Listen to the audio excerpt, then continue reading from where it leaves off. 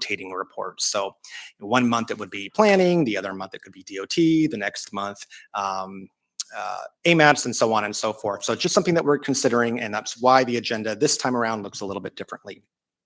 With that, we'll go to our unfinished business. We're going to have an update from the administration on a snow removal year-end wrap-up. And I will just say I am really appreciative of the fact that we are circling back in July. And I think this is great to have these conversations throughout the year. So with that, I will turn it over to Ms. Wynn Pearson. Thank you very much, Mr. Chair. Becky Wynn Pearson, Municipal Manager. And before I start, a quick safety note. For those of you who received the tsunami warning, I do have confirmation from the Office of Emergency Management that we are receiving it in Anchorage as a result of an error with communication zone overlap, which is something that is a persistent issue we're aware of. So there's actually no danger in Anchorage. We're going to be sending out a note via RAVE shortly. It's the result of an earthquake that just happened. So just in case anyone was concerned and thinking of heading for higher ground, I wanted to start with that. Okay, and so thank you, Mr. Chair. As you noted, we are here for a quick snow year-end report, and we will endeavor to be very quick in light of the packed agenda that the committee has today. I have 3 quick objectives, and I've given you, everyone has a written packet of information if you'd like to revisit this. Part of the timing was we're in between snow seasons. We're thinking ahead to next snow season, thinking about what we accomplished this year, what we need to continue to address as we move forward. We're also about to enter the budget season. So one set of information that's included in the packet is an analysis we've completed of the cost of various levels of service change. So my 3 objectives today are: 1, quick run through of what we did this year, where we are, what's coming next; 2, a quick review from Mr. Colhayes of the financial analysis that's in the packet. It's a persistent question that we've had. If we're at an 84-hour standard right now, what would it cost in capital and operating funds to get to a shorter standard time for plowouts? So that's included in here. And then there's a few additional pieces of information in here about the pieces of equipment we have ordered using the levy funds that were approved by the voters this spring, what we've ordered in 2025, what we anticipate ordering in 2026. And then finally, there's a free floating handout, which is a budget update. I've gotten a number of questions about where are we, given that our snow season was less than anticipated in terms of budget. So this looks at, how many inches of snow we received this year versus the last several years, and where we are on snow budget. As a result, we are, as anticipated, below where we were the last few years and below budget. Okay, but going through very quickly. So what you have in front of you is a final written report from our Snow Solutions team, which is a multidisciplinary, multi-departmental team that we pulled together this year to continue working on the question of, are there ways that we can improve our snow response? We have an incredibly dedicated and knowledgeable team of professionals at the Muni who work on snow removal. There's always space to ask questions and see what we might do or improve. With the flow of this, that again, you can read in your leisure, is this just a description of the departments that are included. We did a brainstorm of, what are the various, every idea we can come up with that might help improve our snow removal landscape. The bolded ideas are ideas we decided to pursue. We then broke that down, as you see on the next page, into several work streams: coordination, planning, personnel, fleet, budget, communications, non-motorized transportation, emergency snow and ice events, and then a few odds and ends. So this chart tracks all of the various deliverables that we looked at in terms of improving ASD coordination, DOT coordination, coordination with the downtown partnership, updating our snow and ice control plan. We did that, creating a plan for snow removal within Parks and Recreation. They didn't previously have a written plan with objectives. They do now. Working on the right-of-way management study. That is still in progress, and that is the reason it's still in progress is because in some of the original objectives that were part of that right-of-way management study were actually achieved by the internal team this year. So we want to make sure that we're using those external resources on the areas where an external consultant can really add value, bringing ideas from outside of the municipality, meaningfully engaging with the public to assess things like service level, preference, and et cetera.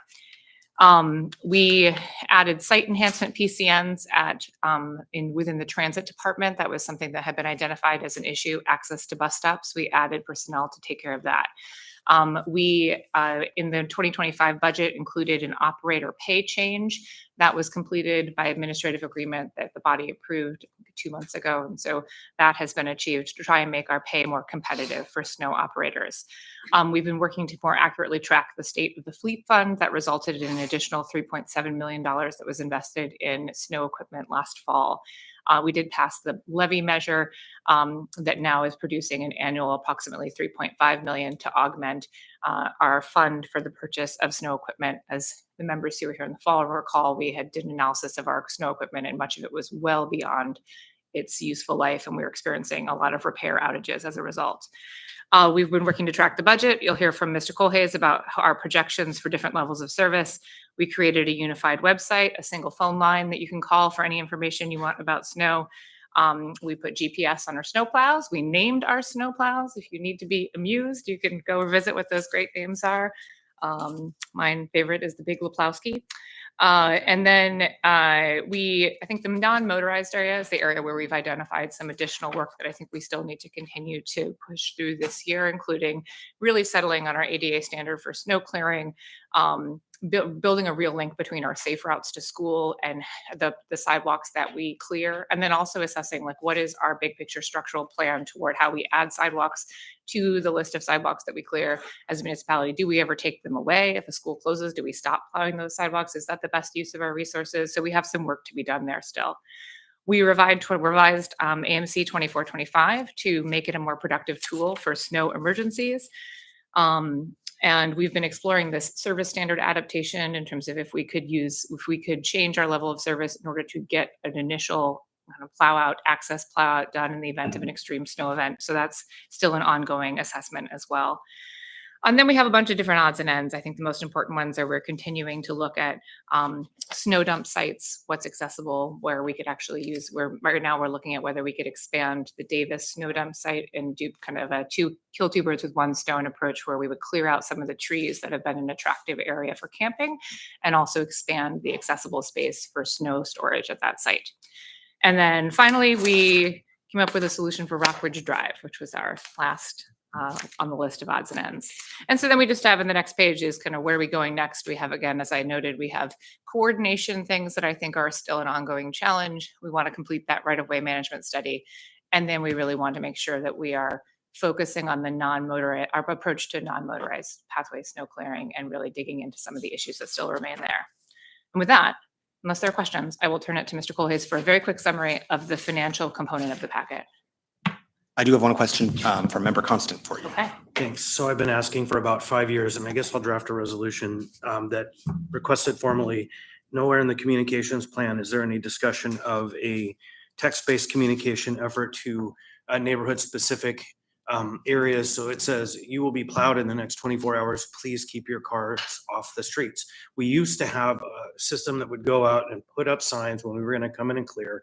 We don't do any of that anymore, but we have these techniques and tools that we don't use. And so it's not on this plan anywhere. And so I will proceed to draft a resolution that I'll move forward through the body to ask or direct that the department comes up with a tool to directly communicate with people so that they can be prepared and expedite the actual resources that we do have when they're going out there. So I just want to mark that again. I think I've mentioned it at every one of these committee meetings, and I've been talking about it a long time.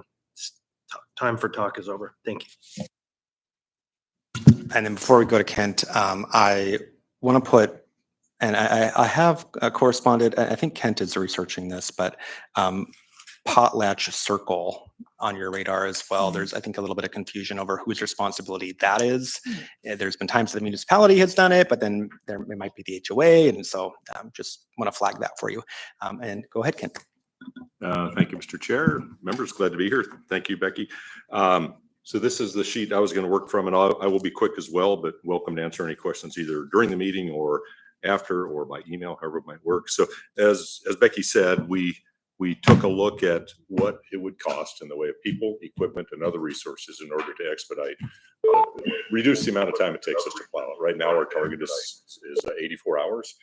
So we being myself working with Mr. Troop and Mr. Van Landingham and his team and others, we took a look at what it would take in the terms of equipment, people, extra money to plow out in 72 hours, 60 hours, 48, 36, and 24. And on the sheet, you can see it's broken out into the annual operating costs. That's the cost to run a piece of equipment, the fuel, the fleet rate we pay for it, as well as the cost of additional staff.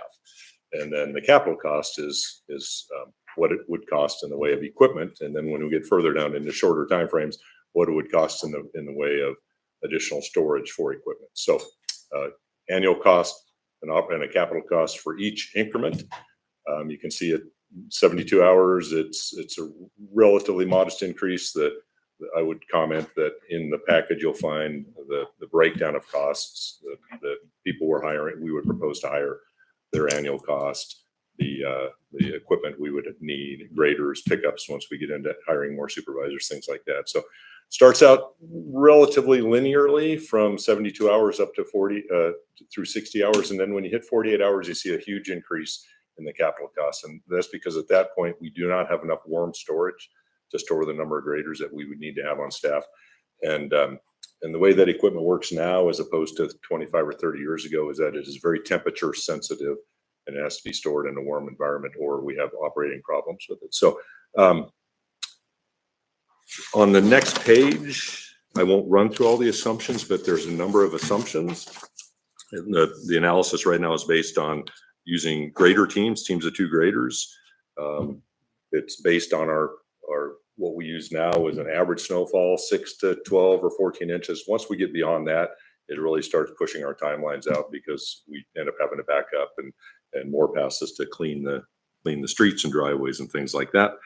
It's based on our current fleet of 30 graders. We plan for some downtime. We know that every year we have during any storm, we have 1 or 2 or 3 graders that are down. So we plan for a 10% downtime on graders. As you read through the assumptions, you'll see some talk about how we might change some of our existing staffing. We have light equipment operators, and we've talked about making those mediums or heavies and having them being able to run some of the higher level equipment. Again, trying to work fairly quickly here. If you go to the next page, and I won't read through this, but this has more detailed breakdown of what's on the first page for each level of plow out time frame. It talks about the equipment that would be needed, new graders that would be needed, new positions that might be needed, and as we get into the shorter time frames, a little bit more of a description of the storage facilities that would be needed. And then on the last page of that, well, I don't know if it's the last page of the presentation, a couple more pages on, it's titled Other Options. We just took a very quick look, a high level look at what else we could do in order to expedite, to improve, reduce the time it takes to plow out. Gates are very popular. They were installed probably in the late 70s or early 80s on graders, and we estimate they add 10 or 15 to 20%, maybe a little bit more in the time it takes to plow out. Just because as you lower the gate, load up the blade with snow, the grader moves slower. You have to back up to clean driveways. There's an expectation from residents that driveways will be cleared. So I'm not saying that's something we would do. I'm just saying that if we were to eliminate that requirement, it's an avenue towards speeding up plowing. Changing equipment, we're actually looking at that right now. In the past, when I worked for street maintenance many years ago, we used a combination, and we used graders, but we also used some teams of dump trucks or sanders with belly blades and graders. And the dump trucks or belly blades would cut the centers, the graders would follow behind. That adds some flexibility because we already have dump trucks and we already have graders. A number of years ago, many years ago, the decision was made to remove belly blades from equipment. And I don't know why. Shay wasn't here when that happened, so I'm not sure exactly why. But some of the new equipment we're ordering has the capability for both nose mounted and belly mounted plows, which would be a change in the way we do business, but it would allow us to put more equipment on the street. And then the last option that I've discussed here just very briefly is the idea of contracting out. On the face of it, contracting is less expensive. We're paying $220 an hour for a grader. If you assume some set out number of hours for a year, that probably is less than the cost of owning a grader and an operator. But the trade-off is that you're expecting an operator, a contractor, to staff up with X number of pieces of equipment and people and be ready to go when we want them to go. So again, not taking a position on it, just offering that as an option. And we have used it in the past. We had 4 or so graders on contract last year and the year before. So it is an avenue to put some more resources on the ground, and it is an as needed basis. So in a normal snowfall, if we didn't need them, we're not spending that money on those contractors. That's a very high level overbrush. I'm glad to answer any questions. Okay, Member Constant, and if anybody else wants to get in the queue, let me know. Ken, with the historic kind of background, can somebody kind of provide for us an understanding of how we got to 84, what timeline? I just seem to recall 48 hours when I came to Alaska and for a number of years. And so what was the trajectory that got us to 84? I would say I don't remember a 48 hours. I worked for street maintenance in the late 80s, and it was 72 hours then. And I don't remember it, just anecdotally having lived here. I wasn't with street maintenance all that time, going down to 48. I remember 72, and then I'm not sure when it went to 84. And I think it went to 84 because probably a variety of reasons, previous administrations not fully funding the increase in the number of miles that we're plowing, and some reduction in staffing. I think at one point we had over 90 operators, and now we're targeted for in the high 70s, I think. So. And if I may, just as one additional clarification on that, it may be helpful to look at the budget document, which tracks year over year. We looked at this earlier in the year, and it's notable that in 2017, even we had 82 staff, and by 2022, we had 65.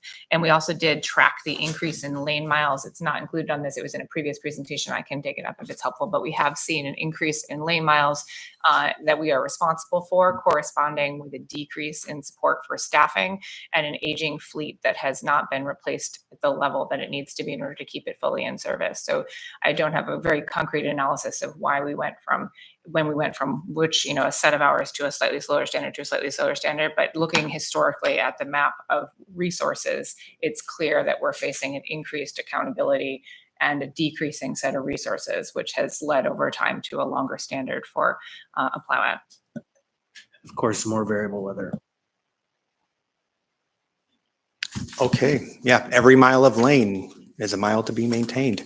I'm not seeing anyone else in the queue for this subject, so I think we will move on. I will just say thank you very much for this level of detail. I don't think I've ever seen something like this with the breakdown of what it would take to do the different levels of service. So thank you very much. Great presentation. Absolutely. Thank you for having us.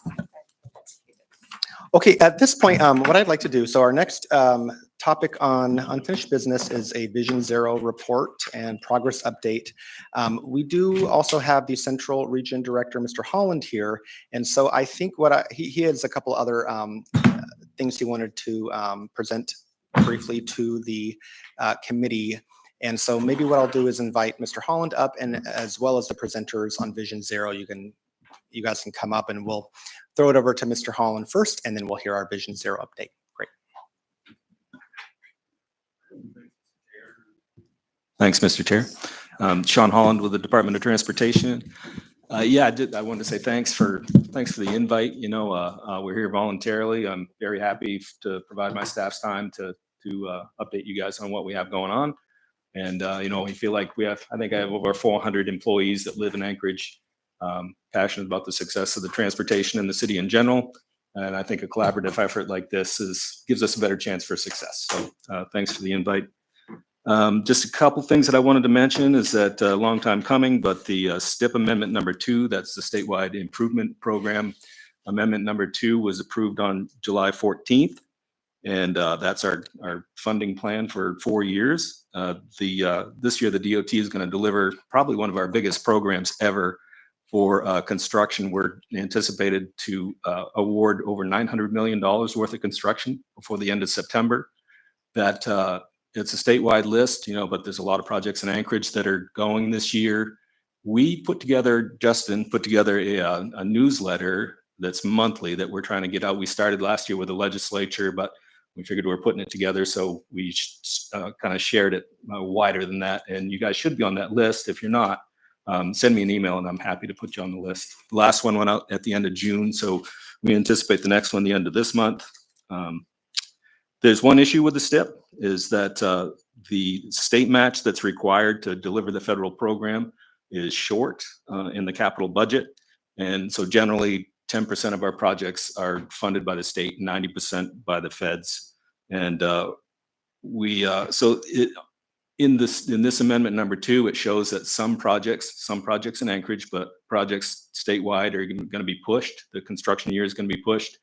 We're confident that during the next legislative session that issue is going to be fixed. So the marching orders that our project delivery teams have is just keep focused on when you can deliver those projects. And worst case is that we'll have them, shovel ready on the shelf. And then when the funding's available, then we'll be able to advertise and bid those and get those projects built.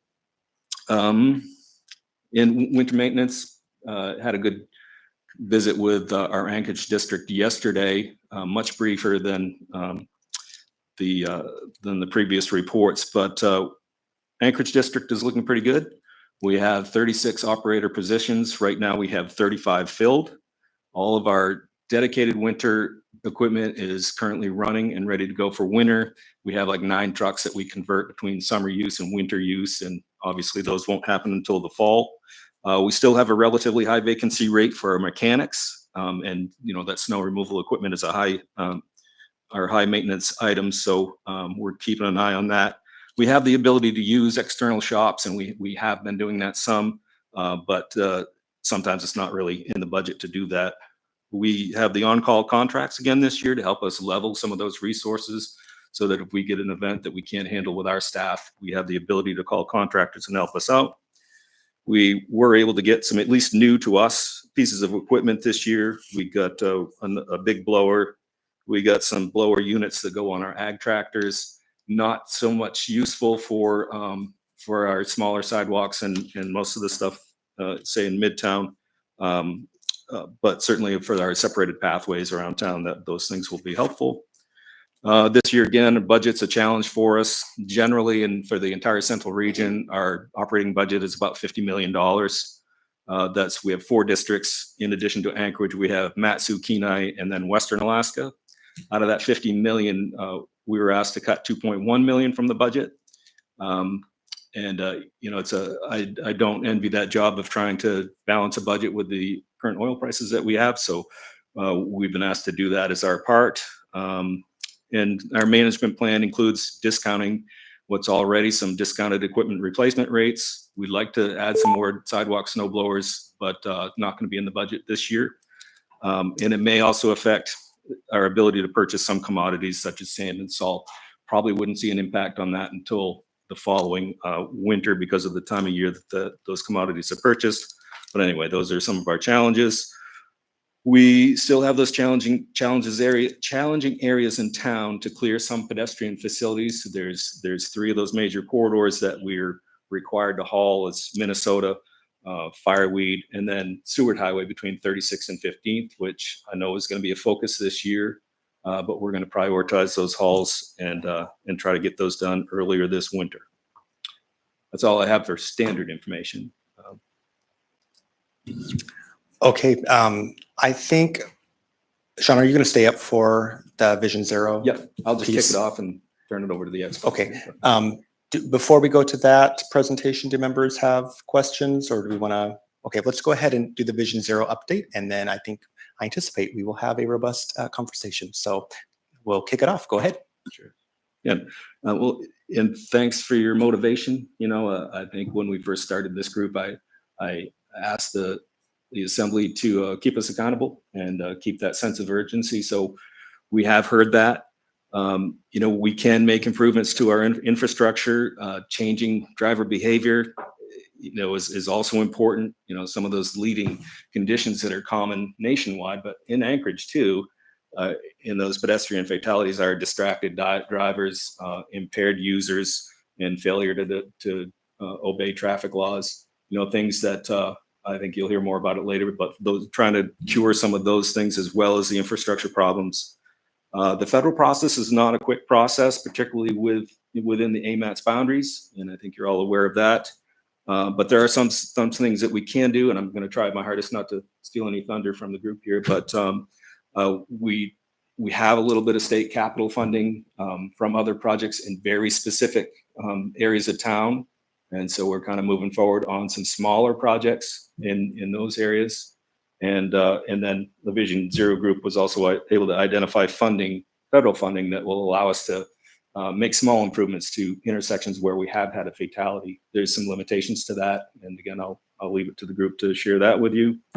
2 things that I wanted to share is that we aren't just going to lower speed limits. We're going to require, for state roads, we're going to require that a state traffic speed study is performed before we lower the speed limits. There's two parts of that. It's data shows that you can't just change a speed limit and without any enforcement or changes to the infrastructure, expect drivers to slow down to 30 miles an hour if that's your choice. So that causes disparate speeds. It could, it potentially, I would say more than potentially, it raises risk for all the users of the highway. So part of those speed studies is not only to identify how fast traffic is traveling on those roads, but it's also going to help us identify things that we may need to change in the infrastructure to at least get compliance or slow people down to the speeds that we want them to go. Similarly, with the lane drops, we're going to require an analysis for all the lane drops before we make any permanent changes on state roads. Doesn't mean we can't try some of those pilot projects, and I think we're going to move forward with a few of those. But we want to avoid unintended consequences that, I guess historically we've seen in Anchorage, but then also there's warnings about that across the country, is that if you reduce the capacity on one road, the traffic is going to go somewhere. We don't want it to go back to, we've made a few capacity improvements in the last 20 years, and that was because we were having traffic that was cutting through neighborhoods and speeding through neighborhoods. We don't want to create that situation. And then also, if you create a certain amount of that congestion, people drive a lot more aggressively, which can work against us as well.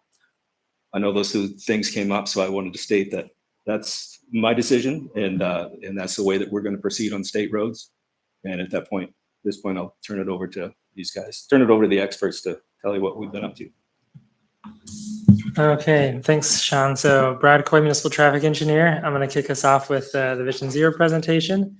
First off, I also want to echo what Director Holland mentioned, is that we do appreciate this being an area of interest for the Assembly, and that you have prioritized it and brought attention to it and allow this opportunity for us to discuss and comment on all the resources that you have that you've brought to it. We really appreciate that. I also want to acknowledge the relationship that DOT and the municipality of Anchorage have and how important that is. We have a shared network where many of our streets are DOT streets, and the municipality operates all the signals on the DOT streets as well. So we definitely are partners on this and working together. Here up on the dais, we've got Anna Bozen, who's the Central Region Traffic and Safety Engineer, and Pam Golden, who's the statewide Traffic and Safety Engineer. In the audience, we also have Kirk Warren, who does M&O for DOT, Shannon McCarthy, and Carolina Zakrovska, if I got that right, who helped out with this presentation and do comms for DOT. So, and Justin Shelby as well. And then we also have Zach Hartman, Graham Downey, Brandon Telford, Emily Weiser, Aaron Young-Anellen, who all help out with the Vision Zero Task Force in the audience, as well as Bart Rudolph and a few others from planning who also are critical parts to this team. So this is something that Vision Zero is a comprehensive look at trying to improve traffic safety. As you can see on the slide on the screen, this shows the Vision Zero efforts are focused on all major injuries and fatalities on Anchorage roadways for all users. And this shows what the data has been doing the past 10 years. As you can see, some of the different trends of the major injuries and fatalities. With the bar graph along the bottom, you can see the fatal pedestrian crash numbers. And the one that has definitely brought a lot of attention is the 2024 number of 15 pedestrian fatalities. Something that we're seeing happening across the country is where crash numbers generally are going down. Fatal, pedestrian, and non-motorized crashes have been not going down, but have been instead going up. So this is something that is happening here in Anchorage and other parts. And we had a particularly bad year last year, and this year is on track for even worse if trends continue. So this is definitely top of mind, something that we are working hard and focusing on. As we dive and talk into some of the things that we're doing, I also wanted to give a little bit of a sense of what some of these crashes are like, because there are multiple factors that are contributing to each crash that do include things like speeds and vehicle types, lighting conditions, road conditions, impairment of different users. And so I'm going to talk through a number of our different crashes that have happened, or fatal crashes that have happened the last year and a half. Not give too many details, but just to give you a little bit of a sense of what this is looking like. So at Minnesota Drive and Northern Lights Boulevard, a pedestrian was walking from the Carr's grocery store and attempted to cross on the north side of the intersection without the walk signal. There was a driver that was traveling northbound, speeding in excess of 70 miles an hour, intoxicated, and they struck and killed the pedestrian and fled the scene. 15th Avenue and Orca Street, there was a pedestrian walking eastbound in the traffic lanes and appeared to be in distress. A cab stopped to talk with the individual. And shortly after the conversation ended, another car traveling in the same direction swerved around the stopped cab and struck the pedestrian. Also hit and run, driver fled the scene. Glen Highway and Boniface Parkway, a pedestrian was in the roadway on Glen Highway where pedestrian access is prohibited, and they were struck and killed by a passing vehicle. At Muldoon Road and Dubin Avenue, a pedestrian was leaving work at the Circle K, crossing in a crosswalk with the walk signal. And a driver made a permissive left turn and struck the pedestrian, stopped briefly, but then left the scene. Benson Boulevard and Seward Highway, there was a dog that was struck and killed, and lying near the crosswalk on the south side of the intersection. A man entered the intersection, and several vehicles slowed or stopped as he looked over the dog. Another driver in a different lane, unaware of the situation, continued through the intersection and struck the pedestrian. Benson Boulevard and C Street, the pedestrian was crossing on the east leg of the intersection with a walk signal. A taxi cab was making a permissive left turn from the shared lane. This is a left lane and a through left, and they were turning from the through left and struck and killed the pedestrian. So these are some examples of different fatalities that we've had. And I think, as you can see, there are a lot of different factors that are going on. In some cases, a pedestrian is inside a crosswalk. In some cases, they're not. In some cases, the driver is going slow. In some cases, they're going fast. And in some cases, there's intoxication or other impairment involved, either the driver's side or the pedestrian side, and or both sides. There's a lot going on. And one of the things that we have been doing is going to these different locations and with APD and being able to ask questions and find out more specifics about each of these different events and trying to understand them, because the first step to being able to have a solution is to understand what the problem is. And this is one that's really complicated. Can you go to the next slide? And so I'm going to turn it over to Anna to talk a little bit about some of the additional information gathering that we've done, because users are a key part of this too. It's not just something that we in the industry can tackle. Thanks, Brad. So yeah, Anna Boson, Central Region Traffic Safety Engineer. Above you is the summary of some takeaways that we've had so far from visiting over 20 community councils since last November. We also did a presentation to the Federation of Community Councils on this topic, and we asked for feedback from each of the presentations. We've been doing this jointly with the city, so Brad himself or staff come to this with me, as well as planners, so that the information that we receive at each community council can be summarized, but also shared, maybe if it's not necessarily relevant to the Vision Zero team, but is something else safety related, we can incorporate that information more broadly. I will say that the ones that are highlighted here, frustration regarding pedestrian behavior has been one of the higher feedback we've received from the public at these meetings. Also a request for a driver education. It's not handled at the state level. It's not handled at the local level. No school districts are providing that kind of information for age appropriate rules of the road type training or any of that. So there's no requirement for driver's education. So I think that is something that we're seeing consistently, especially when we talk about very specific state code and expectations of drivers and pedestrians regarding crossing treatments and yielding, who has the right of way. Those kind of things are really important, that we're seeing a lot of confusion even at the adult level. So we can imagine that that's happening when we have new drivers and then people, residents, growing up and needing to learn those things maybe on their own or through parents. We did see a lot of support for speed feedback signs. You might have noticed those around town. We're moving those to different locations on our priority list from Vision Zero. So in general, that we've seen that people are requesting those, whether it's even in their neighborhood streets, but also seeing good response from drivers as well. They notice it, they notice other people responding to it and lowering their speed.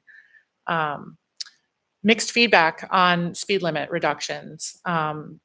Every community council has a road that they would like the speed to be reduced at, but it's then when you ask about other locations outside of their community council, they don't want the speed lowered. So I think, there's definitely a recognition that some corridors are for being used for through traffic, and that they would like those speeds to remain high in order to achieve those types of drives, but not recognizing that sometimes those corridors also are locations where people live. So we have mixed use, we have commercial, tons of driveways or businesses that are having both motorized and non-motorized users there. So there's definitely mixed feedback on whether some community councils are supportive or not of speed reductions. We did have 5 community councils pass resolutions of support. DOT provided draft resolutions in advance of all of these presentations, just as a starting point, not necessarily requesting resolutions of support, but we did get some from Baxter, Campbell Park, Basher, Spenard, and Airport Heights community councils. And then same thing with automated enforcement and lane reallocations or road diets. Definitely some mixed feedback from some support as well as some cautionary. There's also different automated enforcement we were presenting. Some was on red light running, which there definitely was a consistent response that red light running is a concern. They see it regularly. They would like it to be addressed, versus speed, automated speed enforcement. And then the road diet discussion is definitely mixed as well. They recognize that having sidewalk adjacent to the travel lane is less comfortable, less chance for pedestrians or drivers to be able to react if there's no buffer space, as well as also acknowledging the snow storage limitations when sidewalk is directly adjacent to the road. So we're definitely looking at that feedback when reviewing scoping of projects. And then, general frustration with plowing and snow storage on sidewalks. Next slide, please. And so just as an overall reminder, I know we presented this in January, but this is really our paradigm that shift that's happening nationwide across transportation agencies. It's called the Safe Systems Approach. It was presented by USDOT several years ago, and it's making its way through different agencies across the country. And it's really looking at this comprehensively. We've attended trainings jointly as well as across our agency to implement this throughout design and maintenance and public involvement, et cetera, for project development. And then lastly, we've also been incorporating it into our internal safety messaging. So takeaways from Vision Zero are being shared for staff to know, not just from what's going on in Anchorage, but again, from project delivery, project development, and really trying to move the needle on culture of safety from across our agency. Next slide, please. So as Brad mentioned, we have been meeting on site with APD as well as community members and different functional groups from across our agencies. We've been going to every vulnerable road user fatal crash site since May of 2024 that's within the Anchorage Bowl. Brad already shared some of those specifics from these, but some community councils have asked for more data. So we have been presenting some of this data and updating it as we go, but this is the most recent data from APD. The orange section is an update on the occurrences within 2024. And so the new data point is the second bullet, which says 86% of the pedestrians that were involved in those fatal crashes had the presence of an impairing substance within their toxicology. So with that, I just want to caveat that we don't know if they were actually impaired, but they had the presence of a substance in their system. The updated numbers for the other things are 46% driver impairment. That's higher than the national average. National average was around 30%. Tinted windows, I can't emphasize enough that this is a detriment to not just those outside of the vehicle, but also to the driver's peripheral vision and ability to react to things that are going on within the driving surface. And right now, those are only treated as a fix-it ticket, and so people are able to just turn around and get that reinstalled. Across the city, there are places that are advertising this service despite it being illegal. And then speeding, 26% were going 10% over the posted speed limit. 2025 APD presented the blue graphic updates below, total 643 traffic stops, and then the additional numbers below that are some of the types of traffic stop citations and arrests, et cetera, that were included in those total of 643. So those won't add up to 643, but those are the highlights of the topics that were relevant to Vision Zero. And then again, the areas that the APD continues to do enforcement activities, Ingra and Gamble Street, Muldoon, Tudor, A Street and C Street, Northern Lights, Benson, 5th and 6th, Diamond Boulevard and Broad Street. And that's all related to our Vision Zero priority list of corridors. And I'll pass it on to Pam. Hello, again, I'm Pam Golden. I'm the state traffic and safety engineer. Next slide, please. When Anna mentioned the safe systems approach, the three of the pillars we're going to focus on today are safe speeds, safe vehicles, and safer people. Post-crash care and safer vehicles. Did I say safer vehicles? Anyhow, post-crash care and safer vehicles are still key in the safe systems approach, but they're things that as engineering department, we have less of an influence over. When we talk about speeds, I know there's a lot of, everyone wants the speed limit to be lowered, particularly in their own community, as Anna mentioned, and Sean, or Director Holland kind of did steal a little thunder about just changing the speed limit doesn't really change driver speeds. We know that from our own before and after studies here in Alaska and across the country, that if you lower a speed limit or raise a speed limit with doing nothing else, no enforcement presence, no change to the roadway, you experience a 2 to 3 mile per hour change in actual operating speed. And at the end of the day, the travel speeds or the operating speeds are what matters in surviving a crash or reducing the likelihood a crash could occur. So it's a little bit of simple physics, but the higher the speed, obviously, the more likely a person is to be injured or killed. But the context of the roadway, the context of the road itself matters. So there are things we can do to calm traffic, but they require physical changes to the road. Next slide, please. And I think this slide you got in January as well, or a variety of this slide, but in a sedan being hit at 35 miles an hour, you're going to likely be thrown over the vehicle. But we do see a lot of the crashes here in Anchorage are by the pickup truck, the larger SUV. Those folks are unfortunately either sucked under the car and run over, or literally knocked down. And so they're experiencing head injury to the, from just being struck to the pavement. So vehicles do matter, but that's sort of that physics may not be our friend when it comes to crashes. Next slide, please. So, why is headquarters here? Why is statewide here?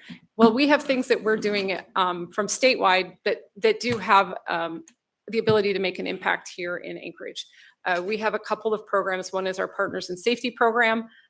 You may have seen this before. We have, if you go to that QR code, there's a website there where you can actually add a comment about a specific location and a safety concern that you've observed. And we do have a lot in the Anchorage area, and you can go in and see what other comments people have left. So we do have that safety reporter.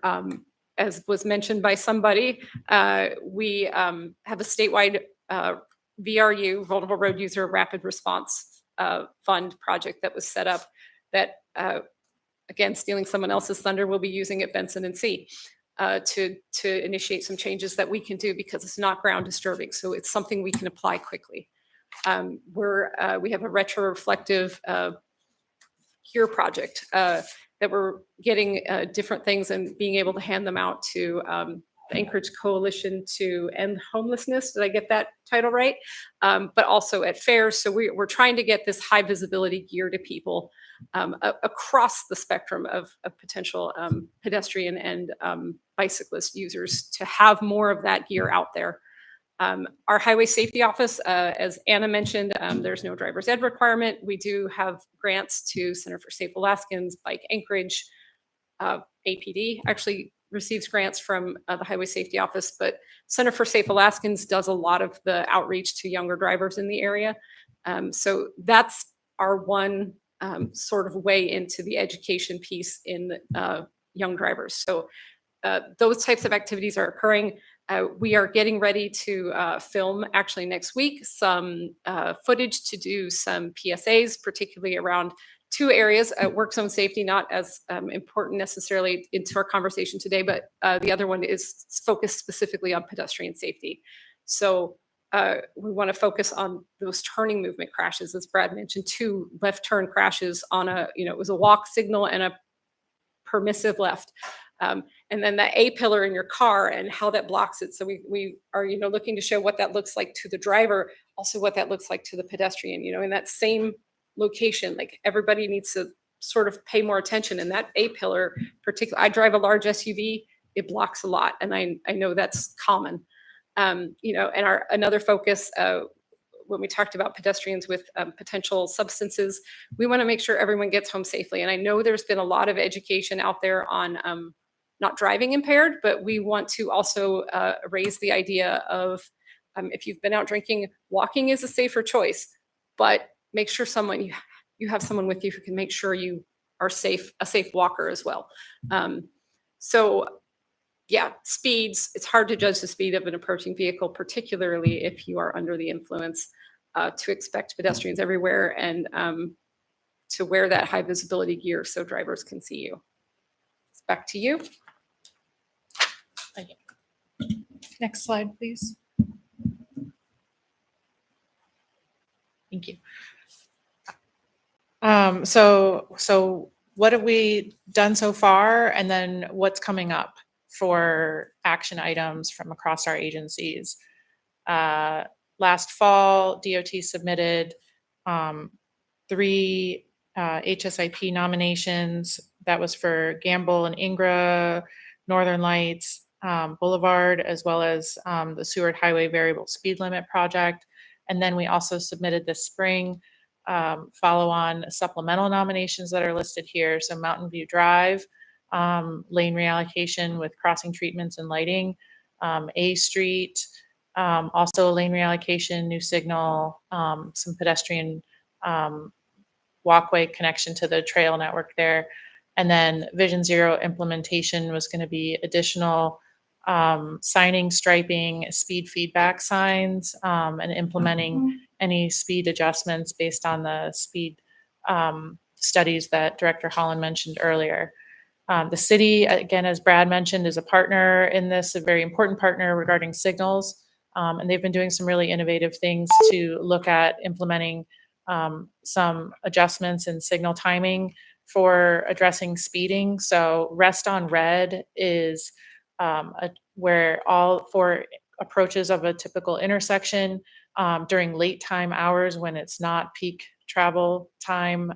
And normally those signals might be resting in green. So you can imagine if a corridor is long and straight, seeing multiple greens could potentially increase people's desire to speed.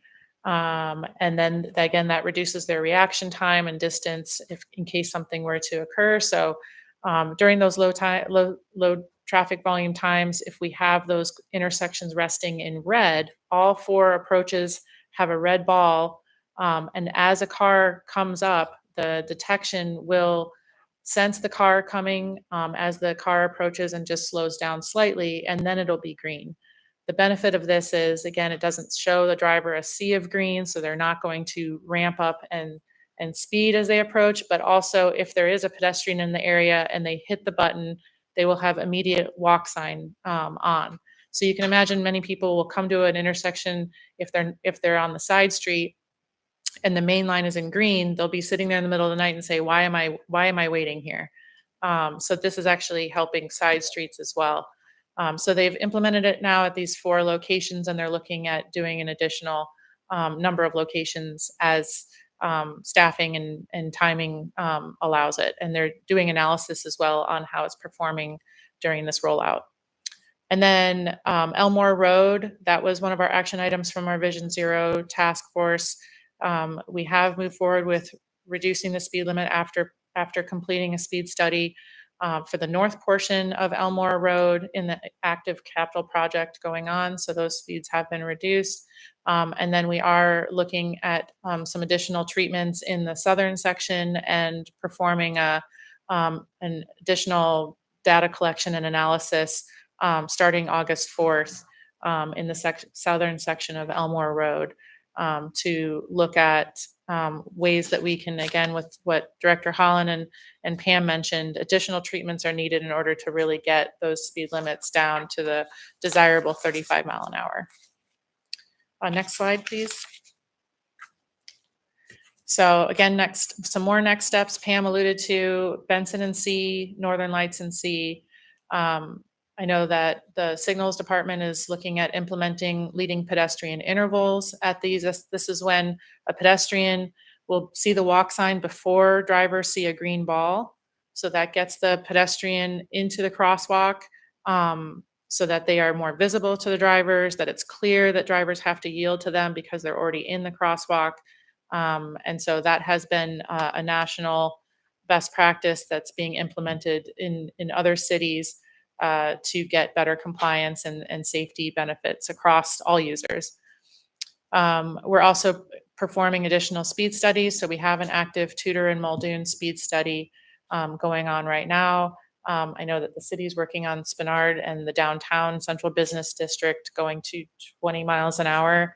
And Brad might be able to speak to that. And then proposed HSIP nominations. We were just at Tudor Road yesterday with staff and city looking at different treatments within this corridor for those intersections, as well as some citywide signal upgrades and rapid responses for different treatments around the city.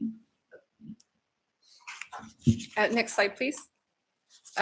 Again, going back to how we're working at statewide to also bring safety up here in Anchorage and across the state.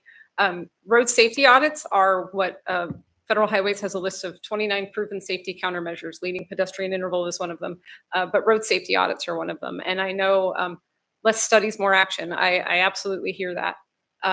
Road safety audits are meant to be a fairly quick thing to do, and they result in a list of short-term, mid-term, and long-term mitigation opportunities. So there are 3 scheduled here that are complete road safety audits. So here we're looking at vehicles, vulnerable road users, and so the DeBar, Tudor, and then West Fifth and 6th, particularly at the intersections of A and C. But then we also have from our vulnerable road user safety assessment in our strategic highway safety plan, the corridors and intersections listed at the bottom of the slide that will be very focused on how vulnerable road users experience those locations. Yes, there is overlap between the intersections and the segments, and but those are what at the time was the high injury network for vulnerable road users. And that data, I believe, was through 2021. So next slide, please. So we're not going to sugarcoat it. There's challenges, right? Like there's challenges to doing any of this. As Director Holland mentioned, sometimes it's the federal process and how slow it just is. So staffing continues to be a challenge. The Muni has a shared person doing 2 jobs. The state at the region, their HSIP support staff is vacant. The hiring waiver process has been initiated for that as so we're taking the steps to make sure we can fill that job. But some of our other solutions are to enlist the help of others. So we do have a term agreement on the street for some traffic analysis, particular to what Director Holland mentioned about the lane reductions. That is one of the things we will be able to use that for.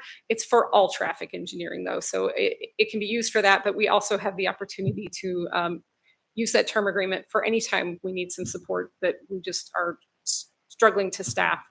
And then I think Anna has probably mentioned the crowdsourced data to this group in January, but we have even more data that we've gotten. So we have some capacity type delay data on top of the safety data she has, so we can capitalize on having data sources that don't require as much staff time to go out and collect and analyze to be able to make faster responses. And back to Brad. Actually, I'm going to pause here just in the interest of time. Thank you for this presentation. We do have 3 more agenda topics, and I want to make sure that we give those presenters an opportunity too. I know this is a very valuable conversation and something that my colleagues and I have a lot of interest in. What I would like to do, I think at this point, is put a pin in this.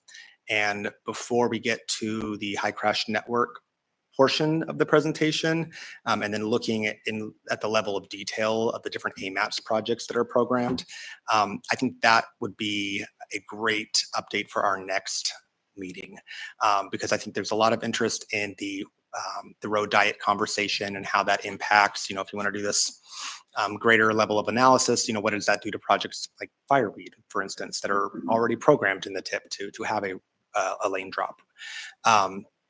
So I know that we have a lot of questions about this, but I do appreciate the detail that's been provided so far, and the information about what is being done. So I think if any of my colleagues, maybe let's use the next 5 minutes for questions, if we have them that we can't hold to next month. Member Constant. It's not a question. I just, a couple of things. There's an article that was put on the table, What Adults Lost When Kids Stop Playing in the Street. It was shared in an email that circulated in regard to comments that the department put forward in relationship to the transit supportive development corridor conversation that we're having. And so there's definitely still some tension between local neighborhood land uses and highway policy. And in our district, the highways directly abut where people live, like within mere inches, not feet, not hundreds of feet. And so the article is there for your consideration. Your comment was heard and it caused a reaction. And so that's probably the only thing I would say. Any other members want to ask a question before we move on? Yeah, I'm happy to hold my questions until we can conclude the presentation next month. Okay. Great, thank you. Mr. Coy, go ahead. Yeah, so I have one thing from the last slide that was shared that actually is new as of today. The Muni Vision Zero coordinator position is now open because Zach Hartman accepted the signals manager position. So he is moving into that, which is super exciting. That's a position that has been vacant for about 4 years. And so this is a huge opportunity. So anyone that's listening to this and wants to come be part of these solutions, we are going to be hiring for a new Vision Zero coordinator. So just wanted to put that out there as something I'm super excited about. Great. All right. Thank you all very much for your time. I appreciate it. Next, we're going to move on to new business. Our next update is a presentation on. Oh, Are you leaving, Brad? I can sit there. Okay. Thank you. No escaping. Next item of business is a presentation on commuter rail. And I just thought this would be a nice brief update on some efforts that are going on. We heard a presentation that I thought was really interesting at one of our city nerd nights. About sort of the history of the idea of commuter rail in Anchorage, efforts that have been made in the past, but also some ideas for the future. So with that, I will turn it over to Ms. Feniger and your group to give us a presentation on what you're working on. Make sure your mic is turned to, push the big button and that green light should turn on. There we go. Okay, hello. Yes. Okay. Hi, my name is Andrea Feniger. I'm the Alaska chapter director for the Sierra Club. And for the last several years, I've been working with a group of community advocates, and we call ourselves the Commuter Rail Coalition. And we've just been sort of doing research on the idea, bringing it to the community, getting feedback, probably meeting with and emailing lots of people in the audience. So thank you all for hearing us out and meeting with different stakeholders. And Cynthia Wentworth has been a super active member of our committee and was on Governor Walker's task force several years ago. And then we also have Brian Lindemood from the railroad to answer technical questions that may be a little bit above my head. I will keep our presentation brief because I want to make sure that we get time for all of your questions. Basically, our pitch is that we have a lot of this infrastructure that is just sitting there being underutilized, particularly from October to April when it's not tourist season. We have functional depots at the airport in downtown Anchorage and in Wasilla around like a planned update of downtown Wasilla. So 3 places that a lot of commuters will likely go or already do go via car. I think it relates perfectly to the discussion of crashes, not necessarily pedestrian, but I think we're all familiar with a lot of serious crashes that happen on the Glen Highway as well. And so reducing some of that traffic by using the existing infrastructure that we have that runs right along the highway and can get a lot of people to work in a different transportation option is something that's really exciting to us.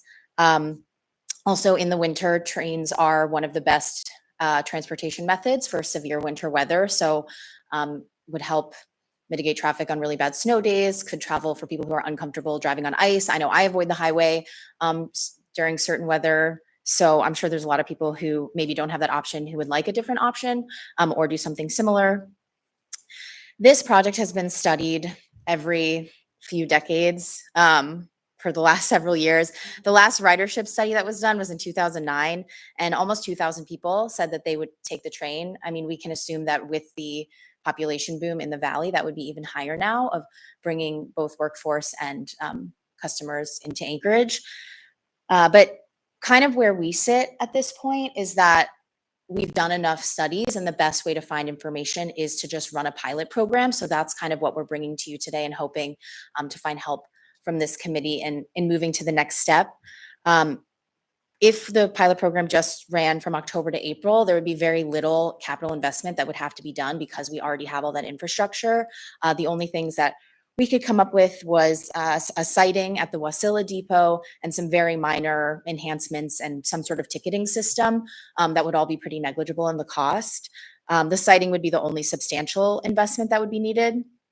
And we are still working, and Ryan can maybe speak more to this. Andrea, are you saying S-I-T-I-N-G or S-I-D-I-N-G? Siding like a building or sighting like a location? No, siding, Siding. S-I-D-I-N-G. Building siding. Okay. Yeah, thanks. sorry, like a way for the train to essentially move out of the way of a freight train. I actually learned the definition of that term this morning too. But so basically, and Brian can speak more to this, the railroad is working on getting exact costs, but something really incredible for the community is that the railroad is willing to run this project at cost. So they're not looking to, overcharge. Like if someone is making them whole, they're willing to handle all of the logistics of running this really incredible program for our community. And my best estimate from things that we've calculated in the past is that it would cost about $10 million a year in operating costs. Again, that number could change a little bit as they work out the specifics, but that is based on a number we calculated a few years ago, adjusted for inflation. And there's, lots of federal grants out there that only require a 20% match. There's also different cost sharing between the different municipalities and DOT that we see as possible. We're also in the process of applying for the research grant that funded the bike lane pilot last year. So all in all, there's a lot of different ways to hopefully get that funding, but that has been our biggest issue in getting to step 2 beyond the study, is finding the right way to fund the project. So that is something that we, maybe would need help from your body, and would love any expertise or support in the research grant or other avenues that you see. And that's, I think, kind of rapid fire the main points. Anything else that either of you wanted to mention? I just think that in addition to, Oh, yes. In addition to safety, and that's huge, in my presentation on May 15th, I, thanks to the help of a very good friend of mine who's from Scotland and whose brother rides the train every day in Edinburgh. We talked about that, remember, in May. Rail is so much safer. And thanks to my friend Graham, I put the slides of the accidents on the Seward Highway at the front of the presentation, because that's so much what we're talking about. Those accidents on the Glen Highway in the winter that can delay people for hours. And of course, we're initially proposing just in the winter months. Of course, later we'd like more, but it's particularly in the winter. We want to get people, some people, not everybody, some people off that Glen Highway and onto the train. The other big thing is our climate action. I'd like us to get involved in the municipality's climate action plan. I've been talking to people about that so far, but rail is 1/3 the emissions of highways, 1/3. And it could even be better in the way of the future if it was electrified, but that's a lot. And in a city where 40% of the emissions come from transportation, we could really start reducing those emissions with rail. So that's all I'd add.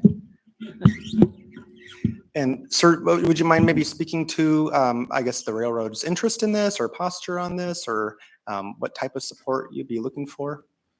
Brian Lindemood, Alaska Railroad. We're an entity owned by the state. I mean, we're a little bit different in so much as we're effectively a private corporation owned by the state. But, we're housed within actually the Department of Economic Development, not in DOT. And our mission is to support these sorts of endeavors. At the end of the day, we do have to be made whole, but we do share Andrea's belief that we've studied this thing every 5 to 10 years for the last 40 years, and it feels like we're getting to the point where we just update assumptions and update guesses. And from our perspective, it's time to actually put some trains on the tracks and figure out what we don't actually know. And we're able to, within that test program, be able to find out what works, make some adjustments, and see if it moves the needle one way or the other. But until we get some of those answers to actually put in a year-round service, it's going to be difficult. We're guessing. And unfortunately, to do a year-round service, that will require a fair amount of capital investment. And we'd like the study to help inform those decisions before they're made versus trying to mitigate them after they're done. Questions from members or thoughts? Well, I love trains, so this is very exciting to me. So you said $10 million. Is that just for this first year to get it started? Is that split between us and the Mat-Su? How's that break down? What are you thinking? So essentially the cost would be 10 million a year in operating costs, and then 2 million if there was a grant with only a 20% match, Okay. ideally, like federal funds. There's no standing commitment from any one entity to pay for a certain amount, but from my understanding of how it works, it would make sense for that cost to be split. But ultimately, whoever, I guess, pays for the project or owns the project as its champion does have more say in the details. But yeah, and some sort of cost sharing agreement between the different municipalities and DOT seems to make the most sense to me with my limited sort of knowledge of what's going on the inside. Yeah. Would there need to be infrastructure updates, more depots, availability, stuff like that? Or is it pretty well set up at this point? Yeah. So, I think in an ideal world, an expansion of the depots and things would be great. But as it stands now, we have 3 pretty centrally located functioning depots that are kept up to date because the train runs as a tourist attraction during the summer. So, we are spending, or the railroad is spending money and time and energy to upkeep. And, we invested in the depot at the airport that you can see signs for anytime you get on or off a plane that we don't utilize for Alaskans. So that would be nice. But yeah, so the depots at the airport, downtown, and in Wasilla, which is sort of our pitch of the route, are functional. Cool. Thanks. I have a question. So I think this is really exciting and certainly would love to do what I can to support it. So I do like the idea of like the commuter traffic coming in from other jurisdictions. But I also am wondering, if the train is already operational from the airport for tourists, let's say for whatever reason we can't get the federal funding or the grants that we wish we could to make this wider pilot happen. Would there be any opportunity to do like a narrower pilot where Anchorage residents could go from downtown to the airport? Just that piece. From our perspective, whoever's championing this demonstration project, I mean, we'll run the trains where you want them to go. Yes, there's a cost involved. I think what you're going to find is that there's a fixed cost involved, that it doesn't matter whether it's going from the airport to downtown or the airport to Denali Park. The actual operating costs on a per mile basis doesn't really change that much. It's actually getting the train put together, fueling it up, crewing it. We're going to pay them 10, 12 hours, whether they work 2 hours or 12 hours. So the distance really doesn't matter all that much. You could do one train instead of two. We feel that you really kind of need two to really get, some sort of sense of backup, in so much as, oh, I missed my train, now I'm stuck here till tomorrow sort of thing. So we've got the ability to scale that a little bit on the initial side, not a lot. We do have some equipment limitations, but this project started 2015, wasn't, I want to say. We actually put together this demonstration project under the Walker administration, 2015. If you remember, in 2017, bridge got taken out by a high load in Eagle River, and it was on a Wednesday, if I recall. By Thursday afternoon, we were ready to go on Friday, and the governor made the call that no, we weren't going to do that. But so we do have the ability to stand it up and run it. It's just a matter of, we've got to update some costs. Our operations have changed in 10 years. We are running a lot more trains to Fairbanks in the wintertime than we used to. So we've got some logistics that we're working out on our end to try to get Andrea and her group some final numbers, hopefully sooner than later. Member Constant? Yeah, I think that there's a longer timeline at play for this whole conversation. I have been involved or heard about this probably for 30 years. And the biggest investment came with the track, I don't know what they call it, straightening, when they put in the cement tracks between here and past the Eagle River in 2008, 2007. I was working on the train and they were doing that work then. And so I don't know how practical much of this is. I don't want to yuck anybody's yum, but I don't see millions of dollars for us to figure out how to do it. And if the pilot money comes through, great, let's pilot it and see what happens. I think I'd be very supportive of that. But practically speaking, this is like an evergreen story, like a bridge. Like, it's, I don't know why it never gets traction, but it never gets traction.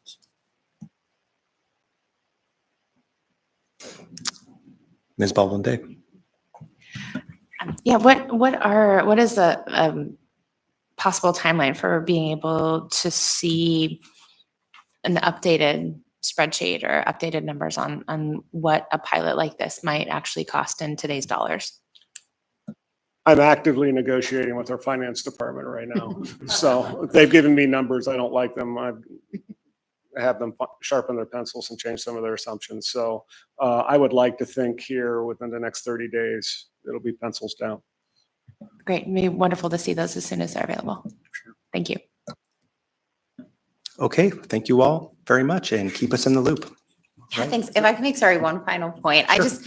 It is going to take some mindset shifting for sure. Like, it's going to require subsidies, but we subsidize highways so much more than that number. And that's something that our group has been really focused on, is like getting into the community and trying to get people excited about this. So there is more political will. And so that's something that's in the works. And like, there has been a surprising and really enthusiastic response anytime we, bring this somewhere. So, yeah, it is definitely, I understand like from a political perspective, it's going to be difficult to find that kind of money, but there's also maybe benefits to our highways and keeping them better for longer and very complicated economic forecasts that I'm not suited to make. But I just wanted to make that point of. Yeah, And I wanna I've, make one. sure, go ahead, Cynthia. I feel, as I referred to earlier, my friend Graham from Scotland, I also come from an international family, became international. My sister and I were both born and raised in Anchorage in the 40s.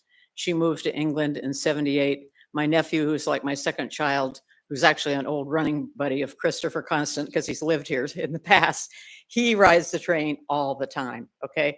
So he comes here and he stays with me. And I mean, my little great niece now has a t-shirt just like this. And so I see it in my family every day, all the time, riding trains, history in Anchorage, Alaska, going to Palmer when we were in high school, we went to Palmer for the basketball games on the train, 1966, my sister and me. So it's like, we've got to bring in the international perspective, the international connections, because Alaska has a lot of them. Anchorage is a very cosmopolitan place. People travel all the time. They go over there. Why can't we have trains like they do in England or Scotland? I don't know, but we can. We just have to get creative. So, and get, and think outside the box and not just say, oh, well, we can't do it. We have the brains of the people who have this experience. So that's just my perspective. I appreciate the enthusiasm. All right. Thank you all. Okay, we're gonna move on to hear from I guess the municipality. I think Mr. Telford is going to give us an update on updates to the DCM, the Design Criteria Manual.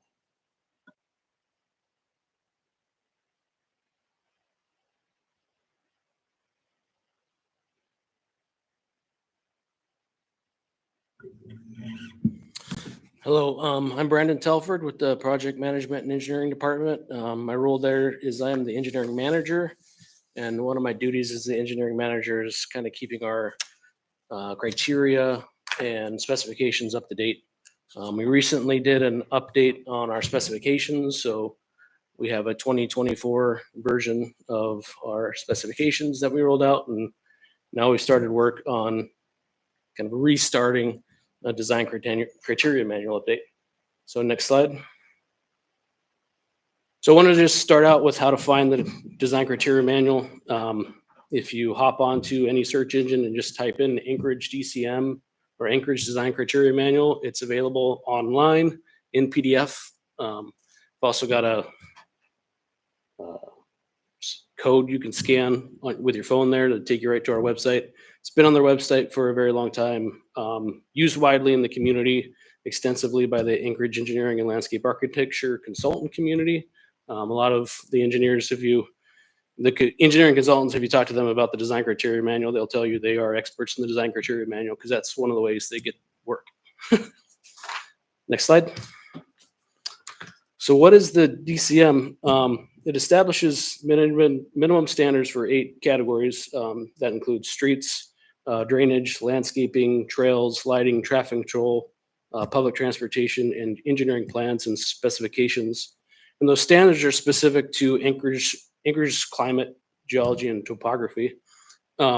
It's founded on nationally recognized industry standards, but it kind of compiles those standards into one document and creates kind of a one-stop place for designers to go to design those features within the municipality. The audience of the design criteria manual is the engineering and landscape architecture community, the folks that do work in the municipal right-of-way in particular. And so it's inherently a technical manual. I was kind of brainstorming ideas of kind of how to explain it. And one idea I came up with was it explains what to do to the engineers. It doesn't necessarily explain why we do it the way we do it. And so it's maybe a little bit less approachable to the folks who don't have the engineering background to kind of understand inherently why we do the things we do. But I include on this side are a handful of documents that kind of references or components of kind of what's included in the design criteria manual. It's only a small fraction of kind of what we compile. And then on top of that, there's regulatory requirements that the design criteria manual fulfills for us. So there are regulatory systems in place, and the design criteria manual establishes the standards at which we expect projects to conform to those regulations, and it's part of our obligation to administer those programs. Next slide. So just a little background. The DCM started out under the Greater Anchorage Area Borough in 1974. At the time, it was known as the Improvement Standards Design Criteria. And then it went under an update in 1988, became the Design Criteria Manual, another update in 2007. And then out of the 8 chapters of the Design Criteria Manual, 1 has been updated since 2007, and that's Chapter 2. It was updated because of a regulatory requirement from the DEC. So Chapter 2 is our drainage standards. And so we updated that in 2007 to address requirements from the DEC. Next slide. So here's kind of our general plan on how we're approaching the Design Criteria Manual update. We currently have 3 chapters underway: landscaping, public transportation, and plans and specifications. I'll go to process here in a second, but as we're moving towards finalizing the drafts and moving on to the approval process, we're looking at ramping up the next round, which is going to consist of streets, trails, and traffic control. And so with that, we'll be almost, once we get through those, we'll be nearly done, with lighting still kind of pending. But yeah, we anticipate the approval process of the current chapters that we're in now happening early 2026. And then working through the process of the additional 3 chapters, we anticipate those kind of go through the approval process kind of a year after the initial 3 go through. I just want to add a caveat that all of that is dependent on staff availability and workload. That's everything. Brandon, we have a question from Member Constant for you. Yes. So this update is happening, it's ongoing, kind of happens all the time, happens in a kind of a way that's not so open to the public to understand. Do you have guiding principles that you are operating under as you review the DCM? Absolutely, yeah. So it's a combination of kind of the nationally recognized standards and regulations that we are conforming to, in addition to kind of the planning level or the understanding of the planning work that's kind of gone into kind of establishing what the public's interests are. So we have plans like the 2040 land use plan, and we have district plans, and then we have now the long range transportation strategy. So those types of documents we're also including and are influencing kind of what we're doing in terms of our updates. So I think that my peers can understand the challenges that generates, in the sense that those plans are often even out of date by the time they're published, or pretty close to after. And if you're basing the next 3 years on something that was done 5 years ago, we have a disconnect. So I think that one way the Assembly and the administration might have a way to kind of peer into this process and make it more contemporaneous to where we are rather than where we were is have some public conversation about guidance, and then publish a resolution that establishes the guidance on changes and directions for the DCM updates for this year, next year, whatever. And so something to think about in the kind of midterm, like we give guidance on labor agreements, like we give guidance on specific projects. This is an area where it might be wise to generate some guidance. Thank you. Okay, next slide, please. So want to go through process here, kind of how we're approaching drafting the updates, and then how we're approaching also the approval process. So as part of the resolution that adopted the Design Criteria Manual's regulation, the Assembly at the time laid out the approval process for updates to the DCM, and that includes a public hearing with the Planning and Zoning Commission, and also approval by the Assembly. So as we've worked on the drafts, we've had 2 groups in particular kind of contributing to the drafts. One being an internal project management team that's a combination of municipal staff across departments. So in the case of the landscaping chapter, it's been PM&E, parks, horticulture, and then some consultant support. And then another group, a stakeholder group or an advisory group. In the case of the landscape chapter, it was a stakeholder group. In the case of the public transportation chapter, it was more of a technical advisory group. And so on the landscaping chapter, we had landscape architect, consultants, and contractors, and a stakeholder advisory group.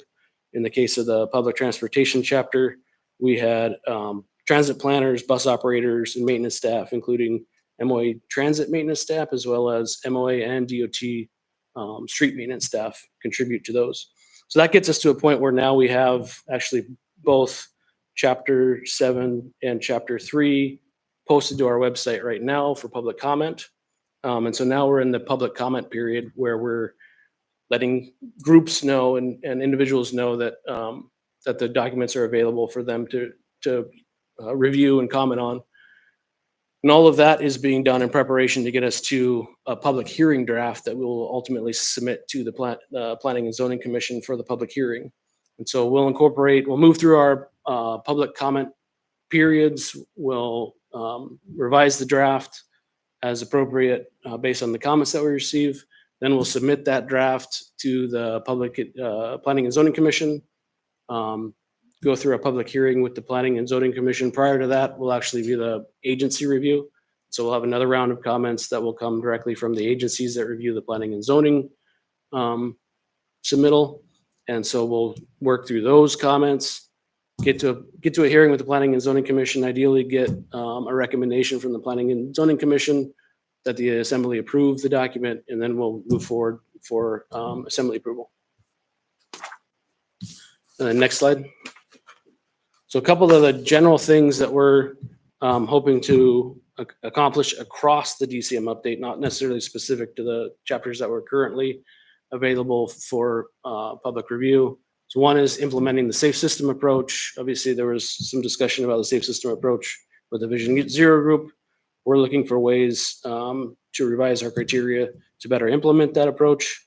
We're also trying to implement a movement in place framework.